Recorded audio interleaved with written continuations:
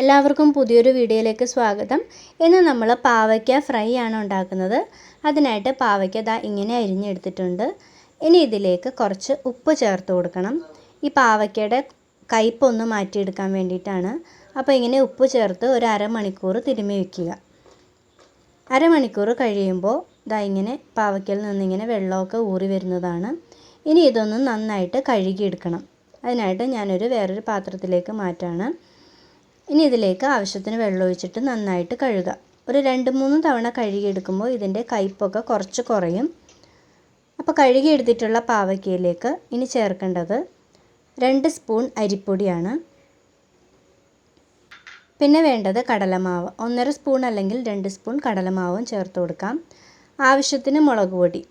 ഞാനൊരു 2 ചെറിയ സ്പൂൺ മുളക് പൊടി ചേർത്തിട്ടുണ്ട്. പിന്നെ ആവശ്യത്തിന് ഉപ്പ്. ഇനി വേണ്ടത് ഗരം മസാലപ്പൊടിയാണ്. അതൊരു ടേസ്റ്റിന് വേണ്ടി അതും ആവശ്യത്തിന് ചേർക്കുക. പിന്നെ വേണ്ടത് മഞ്ഞൾപ്പൊടിയാണ്. ഇത്രയും ചേർത്തിട്ടൊന്ന് ഇളക്കി കൊടുക്കാം. ഇനി ഇതിലേക്ക് സ്വല്പം വിനാഗിരി ചേർത്ത് കൊടുക്കണം.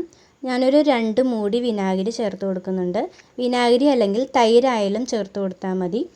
പിന്നെ സ്വല്പം വെള്ളം കൂടി ഒഴിച്ചിട്ട് നന്നായിട്ടൊന്ന് ഇളക്കി യോജിപ്പിക്കണം. അപ്പോൾ ദാ ഇങ്ങനെയാണ് മാവ് വരേണ്ടത്. ഇനി ഇതൊന്ന് അരമണിക്കൂർ വയ്ക്കുക. അരമണിക്കൂറിന് ശേഷം നമുക്കിതൊന്ന് വറുത്തെടുക്കാം. അതിനായിട്ട് ഒരു പാനിൽ എണ്ണ ഒഴിച്ചിട്ട് എണ്ണ ചൂടാവുമ്പോൾ ഇതൊന്ന് വറുത്തെടുക്കാം. അപ്പോൾ ഒരുപാട് തീ കൂട്ടി വയ്ക്കാൻ പാടില്ല. ഒരു മീഡിയം ഫ്ലെയിമിൽ വേണം ഇത് വറുത്തെടുക്കാൻ. കാരണം ഇതിനുള്ളിലുള്ള പാവയ്ക്ക ഒന്ന് വേവണം. അതുപോലെ തന്നെ നല്ല ക്രിസ്പി ആയിട്ട് വരും വേണം. അപ്പോൾ മീഡിയം ഫ്ലെയിമിൽ വെച്ചിട്ട് ഇതൊന്ന് വറുത്തെടുക്കാം. അപ്പോൾ ഒരു വശം വറുത്ത് വരുമ്പോൾ ഇതൊന്ന് മറിച്ച് കൊടുക്കാം. അങ്ങനെ 2 വശവും വറുത്തെടുക്കാം. അപ്പോൾ ഇത്രയേ ഉള്ളൂ പാവയ്ക്ക ഫ്രൈൻ്റെ പണി. ഇതാ നമ്മുടെ പാവയ്ക്ക ഫ്രൈ നന്നായിട്ട് മുരിഞ്ഞു വന്നിട്ടുണ്ട്. ഇത് നല്ല ടേസ്റ്റാണ് ചോറിൻ്റെ ഒപ്പമൊക്കെ കഴിക്കാനായിട്ട്. അപ്പോൾ എല്ലാവരും ഇതൊന്ന് വീട്ടിൽ ഉണ്ടാക്കി നോക്കുക. വളരെ എളുപ്പത്തിൽ തന്നെ തയ്യാറാക്കാവുന്ന ഒരു പാവയ്ക്ക ഫ്രൈ ആണിത്. ഇനി ബാക്കിയുള്ളതും കൂടി ഞാനൊന്ന് വറുത്തെടുക്കാം. അപ്പോൾ എൻ്റെ ഈ റെസിപ്പി എല്ലാവർക്കും ഇഷ്ടമായി എന്ന് ഞാൻ വിചാരിക്കുന്നു. ഇഷ്ടമായെങ്കിൽ നിങ്ങളും ഇതുപോലെ തന്നെ വീട്ടിൽ ചെയ്ത് നോക്കുക.